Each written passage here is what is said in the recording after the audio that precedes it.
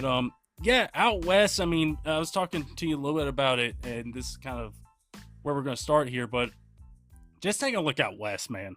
It feels like there is one clear team that is going to be at the bottom in Utah, but also there's also one clear team up top in OKC. So, but in between all that, it feels like there's a lot of unknowns, a lot of like you could have this But team find a way to get the play in, find this team be the 2 seed. It's just like a whole yeah, mixed bag of you don't know what you're going to expect from 14 to the 2. I mean, it's really a whole lot because uh, you got teams at 14 that can end up in the playing tournament, hey, you hey, know?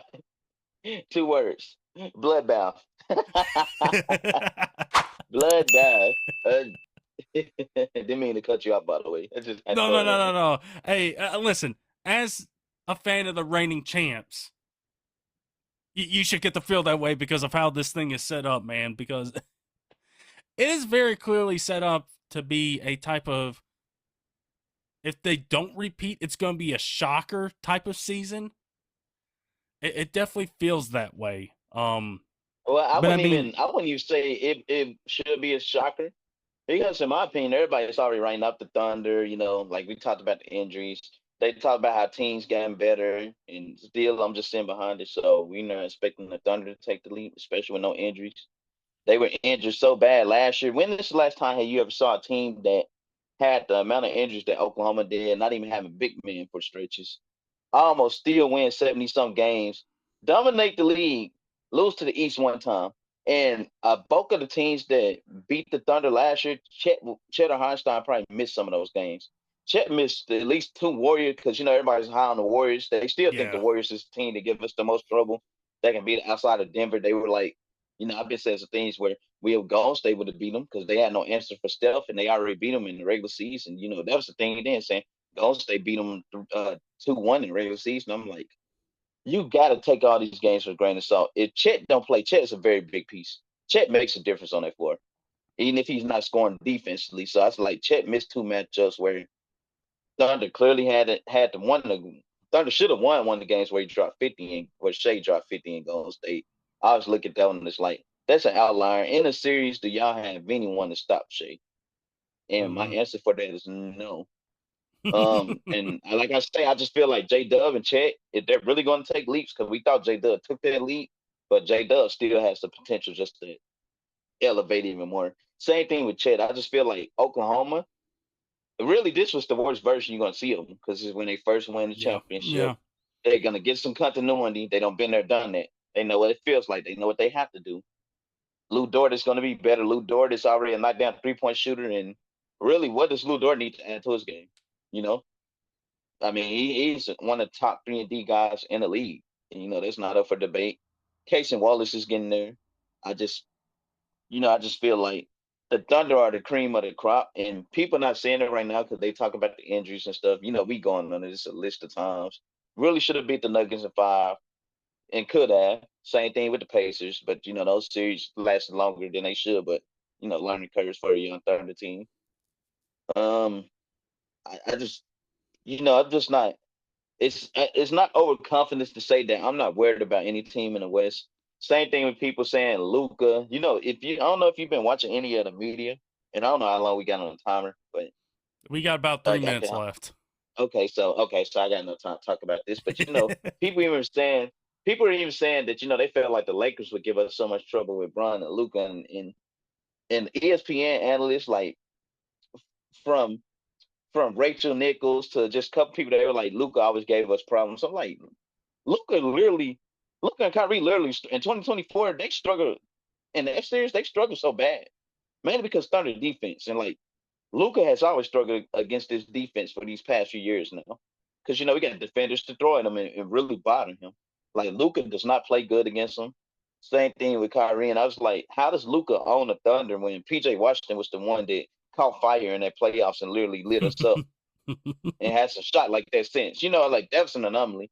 Yeah. 9 times out of 10, would he shoot like that in the series? No. But I'm just looking at it like, and then even last year, the matchups toward the end of the season where Lakers blew us out in Oklahoma.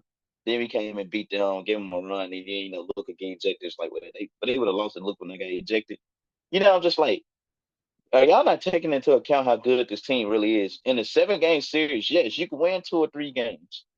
You have to beat the Thunder 4 times, and I don't think no team would be enough to beat us four times in the series because y'all had no answer for Shea, who's now entering this prime, and it's going to be one of the best versions he'll ever be of himself. Like no one to stop Shea. J Dub and Chet take that next big step. It's really over with for the league, and they got the complementary pieces. So I just feel like in a 7-game series, you better hope for some injuries. And even then, the Thunder have proven that they can literally beat teams with boatloads of injuries. That's why I was telling you, unless they go resting players, I just feel like this could be a 70-win season. They kind of put me in that mind of Golden State. You know how Golden State, it was so much doubt the year before, and I hate Golden State lost that 70-win season because they really should have won. Let's face it.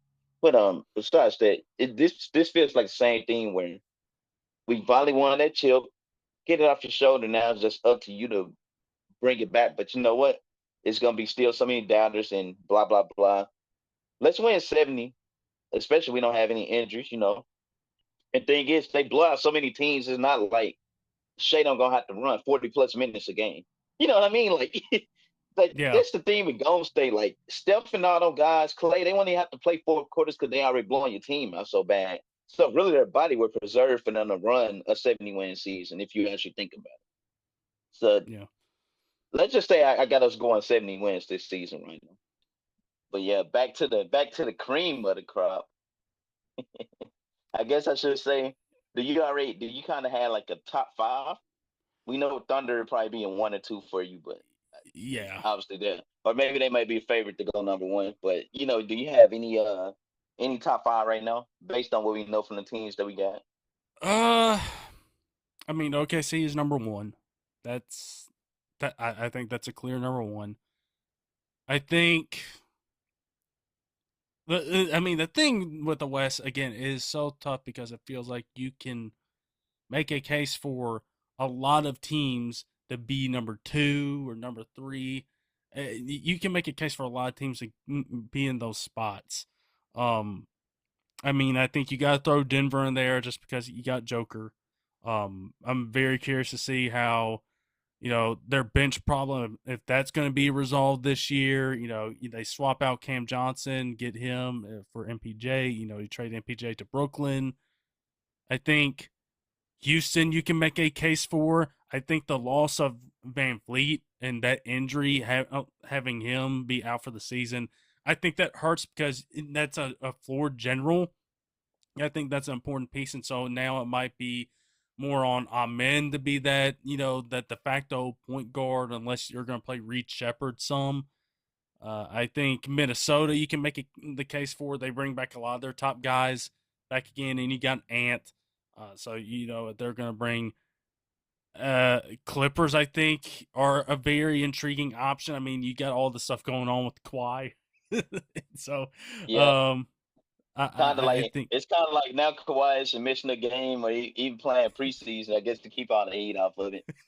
Yeah, so quick little tidbit, and not to scare you away no, from no, the no. teams and stuff. But it's kind of it's funny, thinking about it because it's like so a company was paying Kawhi under the table even though he wasn't playing. Okay, big deal. One, give him a fine or whatever, suspend him. Okay, let it be done. It's not that big of a deal. It's just the media blowing out proportion. God forbid Kawhi's the first player to get money under the table by said companies and not playing basketball. Yeah, we're acting like this God, hasn't happened before. It's nah, happened. cause and then I'm looking at you go to every conversation. Kawhi's a criminal now. Kawhi's he's a piece of crap. I'm like, it's like That's a little bit I was like, extreme. so him accepting money under the table makes him a bad guy. Any of us would, you know what I mean? Yeah, a lot of us Like, would. but Yeah, more or less, yeah, yeah. can we It's just tell, it's tell the funny. media where can we talk some basketball now instead of Yeah, personal lives and what's happening yeah. behind guys and closed doors and stuff Um, let's see. I like think TMZ gossip. I think Golden State's another one. I think they're another one, but it's just the fact that they're a 35-year-old team plus and up. It's like a team Same, that you would same see with at the rec center that we have here. hey, same with the Clippers. I've been looking at the Clippers pages and stuff, and fans are like, "Yeah, this team would have been primed to win, 7 years ago." Yeah, They you call them got they you call got them the Unks. yeah. Because man, like their whole star lineup outside of I think John Collins might start. So I think so. outside of John Collins, everybody else is over 30. I mean, Harden, Beal, Kawhi, Yeah, Zubac might be a little bit closer to 30. So him and John Collins are they're under 30. yeah, But the rest of the team is definitely status.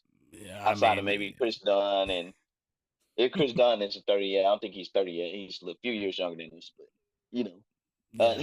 that's the No, I team mean, of it's just like you got two teams out there out west. With Golden State and the Clippers, and they got Yeah, they teams have that to be the oldest, right? They have to be the oldest team on paper. like They they got are probably the oldest. I will say though, for the Clippers, I think those guys like Brook, like it went CP3. very well rounded team. Really, really, really good team though, with plenty of ball Yeah. IQ and experience. So, Oh, yeah, a hundred so they're percent. they're gonna they're gonna be great if healthy, and And that's like the also, that's the if with all their pieces. yeah. And like I think you're also not going to count on huge minutes from a lot of them. Like I think Yeah, Zubac is it'd going to be be the starting center. it'll be Bill might spaced out. Bill might get a little bit more time. CP3 isn't going to see a Yeah, whole lot of minutes. He's probably going to be running the second team. But yeah. but uh, but I mean, I think as far as comparing those two situations in particular, I think the Clippers are not going to be over reliant on some of those older guys they brought in. Whereas I think with Golden State, you're going to be relying on Steph. You're going to be relying on Jimmy, on Draymond. But You got but Horford coming in. to me, I think Golden State, because they were a great team last year. Especially after the Butler trade, especially. Yeah, And yeah, I think they had a chance to beat Minnesota if they would have been healthy. I still had to actually had them kind of winning the series because I felt like Steph shooting outset everything, and they had people to throw in. Rebound was probably their biggest issue, but to me, I think they not necessarily patched the hole, but they found the light fix for it, picking up Horford. I mean, post is big enough. And I was gonna say they still had Looney, but obviously Looney left in New Orleans. But I feel yeah. like this Golden State team is actually gonna be pretty good and probably a lot better than what people expecting them to be. Because they kept intact what they had. Bringing in Horford was a pretty nice pickup for him. He's a dinosaur, but more or less. Yeah, more or less. But I mean, listen. Let's just say, compare the two situations. You're not going to be over reliant on the old guys. Golden State, you're going to be a little Yeah, bit more reliant on them. You do have Kaminga, which I mean, that whole situation has just been, from both sides, has just been a mess. And you're probably expecting Kaminga, like at sooner or later, one point, he's not going to be in a Golden State jersey for long. He's not too long for nah, them. no, that it's definitely set itself with everything that's happened in past years. But I will say this would be the peak year for him to really take that jump. And then obviously, I honestly think if Golden State wanted to make any trades, it's just for a shot of Giannis, Kuminga's in that package. Uh, I just feel like Kuminga is basically a trade asset at this point. Yeah, that is if Steve Kerr decides to play him at all. Yeah. That is Well, going to be the thing. with that contract, it's definitely going to be an ass. But Kuminga should have been getting played, and it didn't help matters when they got Jimmy Butler because they were kind of like the same Yeah, guy, same. So that's a tough one. yeah. So But I think I mean Golden State is going to be definitely in that mix at some point. Lakers I think will be a little bit in that mix. I think yeah. yeah, and then yeah, Houston. Like there's a lot of So different teams. okay, thing with Houston, like you said, just Van Vliet being hurt kind of really nicked them, and they have to address that point guard role. I Unless mean, yeah, unless our man becomes the point forward that we know he's kind of been progressing into anyways. But for extending the stretch, I think his offensive game is definitely going to elevate, especially with KD to mentoring him there. That's going to probably be big. That could be his next evolution of his game, a jump. And he could might break out this year, maybe break out next year. maybe. Playing under KD and still going to have KD for another year or two after that. So I think it's kind of crazy. I was thinking about this and getting ready because obviously with the Grizzlies, they got the Rockets, Spurs, and Mavs in there. Like I'm looking at the Mavericks and Rockets. They got the Yeah, same Matt. problem. They got a glut of front court players. And then the Spurs had the opposite problem where they got a lot of talented guards, ball handlers. So it's just like opposite ends of the spectrum. So yeah, Houston, listen, they're going to have to figure that stuff out. This would have been the best year to have Van Fleet be that lead guard for this type of team. Yeah, that definitely would Um, have been. I mean, but like you said, you probably get another year of KD. The guy's going to be the prime shot creator of this team. You got Yeah, Sengun, you got Amin, Jabari Smith. You're and bringing old him KD back. too, and older KD that as these past couple years have not been nice to him as far as injuries go. So that's one Yeah, thing to watch out for. I Same, think so. Yeah. and and back to my original point of that top five, I'm throwing Oklahoma and Denver because I do believe Denver got better. So Denver and Oklahoma are right there. And then third, I'm gonna put the Timberwolves because of consistency, and they've been there for the conference finals for the past 2 years, so they know what they have with their team. And as far as players, either developing a little bit, getting a little bit better, but those are like the top three for me right there. That should be in that top three. And then as far as the next two for the five, we won't know what Houston will be. We can't just go off last year, even though they only really got rid of Jalen Green and Dylan Brooks and upgrade areas, but lose Fred VanVleet will hurt until they, and maybe who knows, Reed Shepard, this might be the breakup opportunity because he's actually a nice point guard. Maybe. Yeah, but I don't want to put them in that top five. Now, could they make the top five with KD? Yes, but I'm just not gonna put them there. I'll put them more so as maybe a 6, 7 seed, and and maybe they might, Mark's fan might be like, well, they were just a second seed. Yeah, but this is basically a newer team now. Mm-hmm. And KD changed the dynamic. But if we go off a few preseason games, okay, I just put them in maybe fifth spot at best. And then, like I say, they could surprise us. And then I want to throw the Clippers and Golden State in there. That would rather be my top five. Because Clippers, let's face Clippers, even though Kawhi low manages, they always hover around that third to fourth, fifth seed team since Kawhi's been on the Clippers. Like legit every season you go back. Even a 2 seed at one point. I want to say 2021. Weren't they a 2 seed, if I'm not mistaken? I think so. I think you're right on that. And then 2020 they had low managing, but I think 2020 they finished either third or second. I can't remember. So the Clippers have been, they've been pretty good. So I don't mind throwing them in that top five. Obviously, Yeah. depending on the health, but and then like I say, like I want to throw Golden State in there because their continuation for last year plus and Horford, a few pieces they got. I'd say that would be my top five, and but I can interchange with the Lake, with Lakers and Houston too. But Lakers, like I say, they'll be kind of over the place, especially with no LeBron, older LeBron. I think the Spurs are most interesting because they're definitely making the playoffs this year. I see them as a 6, 7 seed. Yeah. But I those are could see like them. so those kind of are the teams that are out. But at least the three locked into my top five: Oklahoma, Denver, Minnesota. I want to go Golden State and the Clippers. And that's because I just and and don't get me wrong, like Lakers fans. So the Clippers gonna be better than Lakers. Yes, I think the Clippers are more well rounded with what they got. Sure, Lakers are gonna have Luca and the old LeBron. So do what you can with that. Who's gonna miss? Who won't be back at least till mid November? So Luca can keep the team afloat. And then like I say, I didn't even think about Dallas, and I think Dallas. We might as well throw Dallas around that sixth to fifth spot. I can see them as a fifth seed, especially Kyrie plans on coming back this season. So you know what? Yeah. I will put Dallas in that top five because they have some consistency too. Let's just say Dallas is on the cusp of 5 and 6. I think so too. I think with them, I'm a little bit more iffy on the Kyrie, like if he's going to be back. So I think that's going to be something to watch. Like what's their guard situation going to be like? And if AD can stay healthy as well, that too. But also Kyrie, with the way his game is, I'm kind of scared for that ACL injury because he's over 30 now, and with the shiftiness of his game and different stuff, those ligaments and stuff, that's kind of the scary part. Maybe the Yeah. explosiveness won't be there after crossovers, the head sees, the just Kyrie's game. I think it might. He's getting older, so he could become slower. Might take a little bit of hit there, but that's shit. Time will tell. But Yeah. that's kind of one of those injuries where, God, you hate it happen so late. later in his career in his 30s. Same thing with Dame and the Achilles. Now Dame could come back just like KD because his game ain't dependent on athleticism, but it's pretty big for a guy that's over on the back end of 30. Yeah, definitely. Past the 30.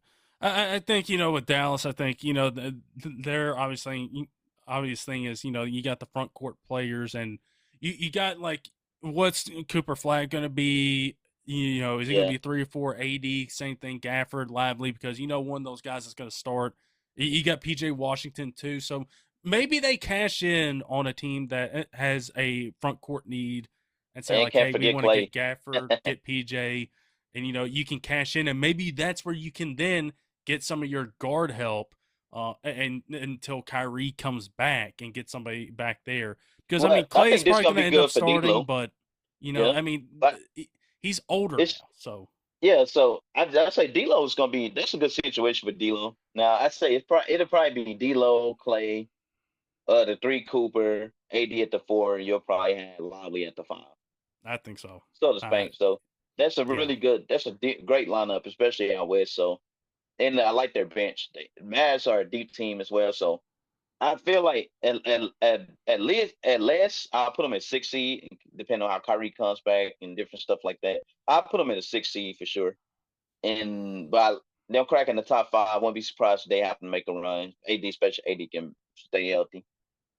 yeah, It's kind of after the third seeds that we at least for me it's kind of like toss up all between the West because like I say, but Golden State should be good enough that they should definitely be in the top five. In my opinion, they'll be good enough because they were basically playing like a top five team after the Jimmy Butler trade. So I'm gonna throw Golden State in there, and like I said, I could see the Clippers being right there, at 4 or 5, and those are like the top five for me. Lakers yeah. got some question marks, so I had them outside top five. Same with Mavs, even though with Kyrie, if they were fully healthy, I would have had them on top five seed, but I'm just put them like right at that 6 spot. So they're on the Lakers and the Spurs. That's it. Everybody else, though, that's my top five. I think after going through it now, I think OKC is And definitely in there. okay, Houston too. I just forgot Houston, but still. Yeah, yeah. Let's say Houston can be that 5th seed if it ain't the Clippers. But Yeah. let's put I I put think Houston, Lakers, them yeah, out of the same echelon of 6 seed. We got to see what they look like as the season prepares. Lakers, yeah, Houston, and Mavs. Like I got more questions about them than all the other teams I named in my top five for that reason alone. yeah. I I think think it's pretty OKC is reasonable. probably number one. Denver's in there. Um, I'm probably gonna Minnesota. be probably gonna have Minnesota in there. I'm probably gonna have the Clippers in there. I'm probably gonna have Houston in there. I think So that's my five. you rather have Houston over the Golden State team though? 'Cause I feel like Golden State had to continuation I got think better. so. Obviously, but they're older. I get it though. I think so. I think so. I think I'll be ready to have Houston in there. But I mean, again, this conference is loaded where like all these teams are interchangeable. But yeah, San Antonio I can definitely see in it. I think the fascination with them is just like how is that guard situation going to stack up with Fox, with Dylan Harper, with Stephon Castle, with Devin Vassell back there? Like, how is that all going to manage? And then you got Wimby. I do think one underrated addition, you got Luke Cornett coming in there. So like once Wimby is out, you have a true backup center, a good backup center in there. But then Wimby, I think this is going to be another fun year for him. He's had a very interesting off season just by taking a look at Yeah, Wemby. what's been going on. So but it looks like he's added a little bit of muscle, so that should be good for him. I think for him it's just like really being a guy that can score in all facets of the game and really use that new added strength to good use and be able to get into the post a little bit more. But I think all those teams you can probably throw in there in the mix, and I think that's a pretty strong, good 6, 7, 8 teams right there. But you do have some other teams that should be also interesting to see how things play out for them. The Pelicans should be interesting to see how things go. Like if Zion is truly healthy and just like how that is going for them. And you got what's going on in Phoenix and Sacramento. They just re-upped Murray to a new deal. So that should be fascinating to see how that goes. And then you got my Grizzlies. I guess we can talk about them a little bit because I I took a look at the schedule. I'm actually pretty excited about the games that they got coming up in the early part of the season. Actually, they got the Lakers on Halloween night. I'm not going to be able to go to that game, but that's a wildly fun Halloween night game that people in Memphis I think will go to. But I got 5 tickets for them versus my Thunder, bro. Like you got to. They got I to. got to. I mean, but there looks like there's some pretty good games early on that I might try to hit up and try to go to. But I mean, listen, the early part for Memphis this season has been the question of the health of Zach Edey, Jaren Jackson. I did think I just saw something where Jaren's going to be ready to go, so I think you don't have to worry about that. But Edey might miss some time a little bit early on. Clark, I think he might miss a little bit of time, but he might be good to go. And Josh has had this little ankle injury, but he said, like, listen, if I ain't worried about it, y'all shouldn't be worried about it. So it's Yeah. so I was like, okay, fine then. We're not going to be worried about it. I mean, slightly worried about it, but I mean, hey, listen, I think they can find themselves in that 7-8 conversation. I do think the readjustment from the Bain trade is I think it's pretty solid now, having a couple months to kind of sit on it. I think it's a really good readjustment to really kind of say, hey, we want John Jaren to be the front man now. And like, you guys are going to be the two guys now. You're not going to have Bain to be on that third option. You are the two guys now. It's going to put a lot more on John Jaren to be like ready and available and ready to go and perform well. And I think it's also a good readjustment because you do get a young wing player and Cedric Coward. You get a couple of draft assets that you can mess around with. And I think, just taking a look at the roster, like you can probably make some moves in the upcoming off season where you can maybe get some better players. But listen, I think this upcoming season is just going to be trying to have those two guys be the two frontmen and just see what the rest of this team is about. I will say I'm really excited to see Coward play, considering we didn't get to see him in summer league. So I'm really excited to see him thrown into this lineup and see what he can do with NBA minutes in a regular season game. Because I mean, I'm pretty sure we talked about it when we talked about the draft. He was on that list of guys that were 6'6" that had that 7-foot plus wingspan, and on that list, all those guys were good. And on that list, there's Anunoby and Mikal Bridges, two guys that the Grizzlies were looking at. So I think for him, like, listen, am I excited to see Ja Morant play basketball? Yes, of course. I mean, the who isn't? You have to be an idiot to not to want to see him, because I mean, you got highlights almost every time he plays. But I'm really excited to see Coward and see if he can be that wing that we have long since waited for since, oh, good grief, like the late 2000s, early 2010s. I feel old for even saying that, but that's how long we have been waiting for that. So I'm very excited to see how Ty Jerome fits in all this. I think the wing part of it should be interesting. They had the opposite problem of the Spurs and the Mavericks. They got a lot of wing options. Jalen Wells, KCP, Ty Jerome, Coward, Vince Williams. You throw him in there. So I think there's a lot of options there. It's like, who's going to stick?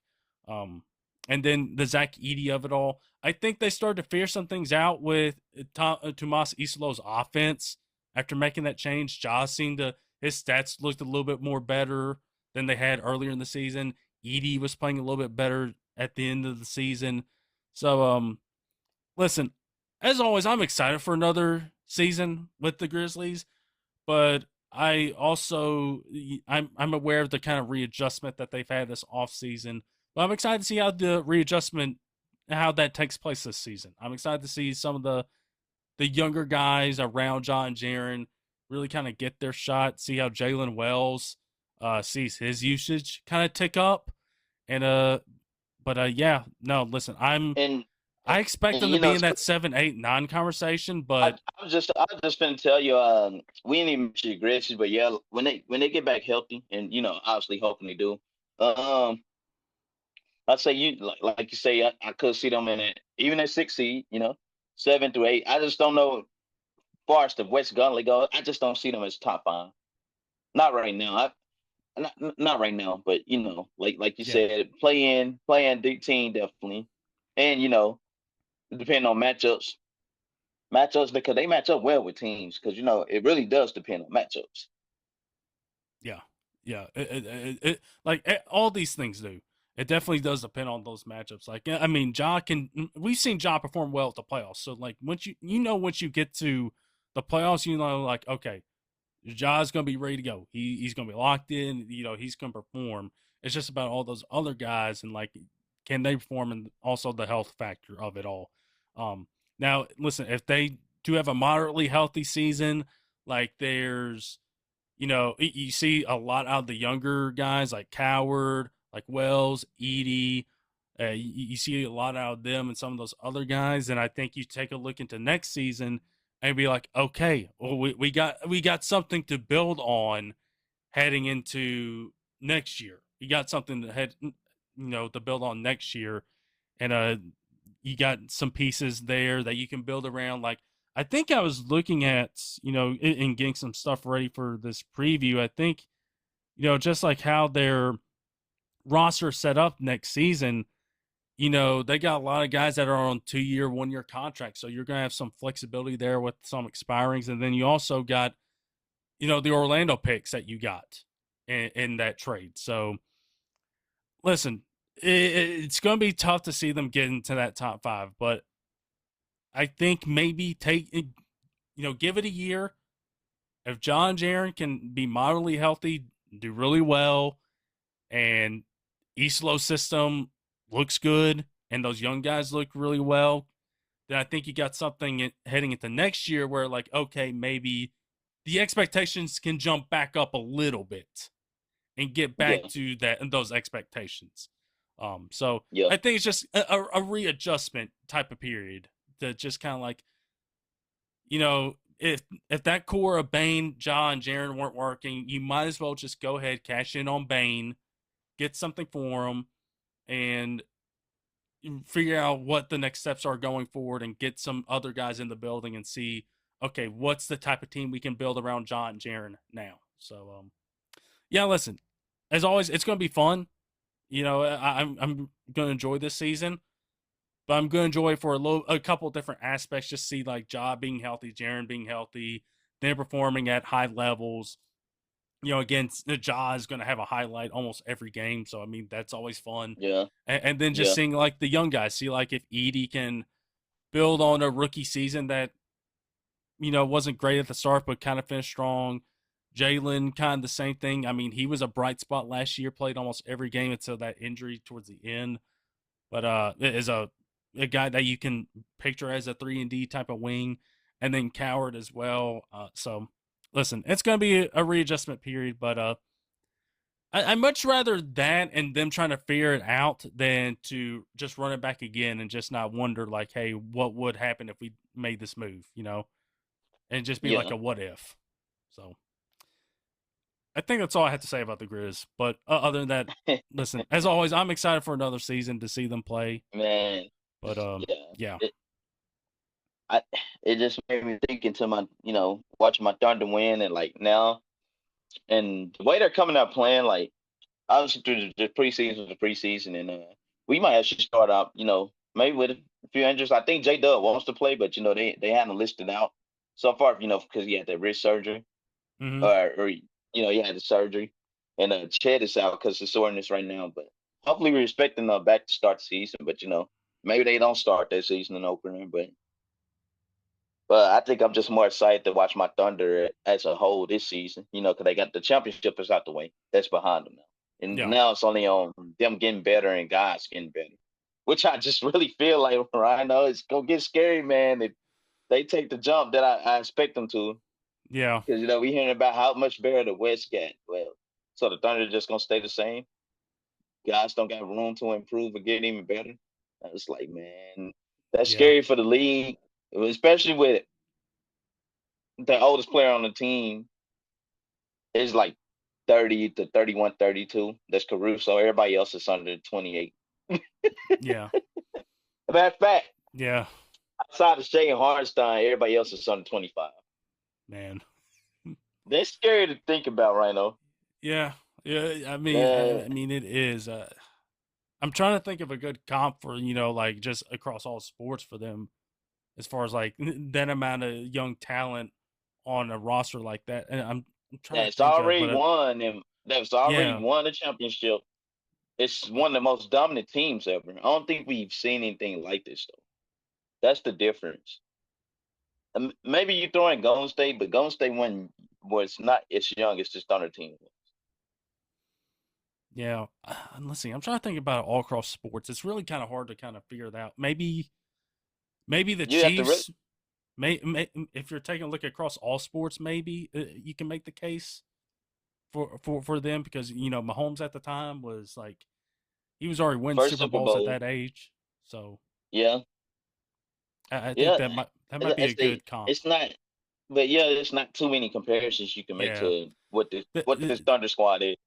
yeah, it's just the first one that come to mind. Like again, because it's super rare. This is super rare to see this Yeah, happen. So I think it's just like, okay, let's rattle off some teams, from the NBA, from other sports, and just figure it out. But again, this is super rare. So I mean, listen, I think we're both going Thunder championship. Uh, I think it's going to be another championship winning season back to back. But I think they'll probably be the first one in the 2020s to actually have a repeat. They got a really good yep, chance to, anyways. yep. And Unless something happens, I think they're well set and ready to go win another. then, like I say, we match up with every team across the board, no matter what they've done to, improve. Yeah. So And that might be the odd one now, but I just do not fear the Nuggets because I feel like we got enough to make Jokic work. And I feel like our players neutralize Denver's because we got all the defenders to throw it at a Murray. I just feel like we are the better team, and I wish we really could have just beat Denver. How I expected, like it's the playoffs. It could be a long series just because they're just Denver having Jokic and stuff. But I just look at it like realistically, if you look at all the factors that went into it, that series should have been over. yeah. Well, And I feel like if we would have beat them like that, then everybody would really took Oklahoma series. And now I just feel like I fear no team right now in the NBA. I'm gonna have to see what the season holds, but yeah. yeah, See how everything lines up. Some people are saying Rockets because KD, like, because the Rockets already matched up well against us, and they added KD, and they saying we had no one to stop KD. We have plenty of defenders just destroy KD. KD's a 7 foot animal. You just got to deal with it. He's shooting over the top of almost everybody. But Yeah. hey, KD won't matter if you neutralize the rest of the team. Nope. Yep. Exactly. Exactly. Yeah, man. This was fun as always. Oh yeah. Us going through the technical difficulties, us kind of being late to the party and trying to get the scheduled. Hey, man, Man, always fun as so worth. much happened. So much happened this day, and I'm just looking like, man. I was like, man, do they not want us to do the pod today?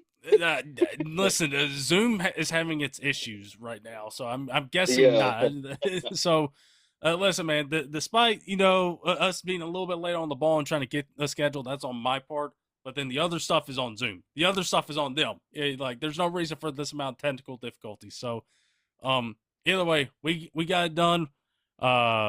Should be another fun season, and should be fun to kind of see what transpires and see what all these other teams that we've talked about are going to be doing this upcoming season. See everything get started, and I'm sure by the time I'll post this, I'll probably be posting this by the time the season gets started. But it's going to be a fun one. It's going to be a fun one, man. Definitely for sure.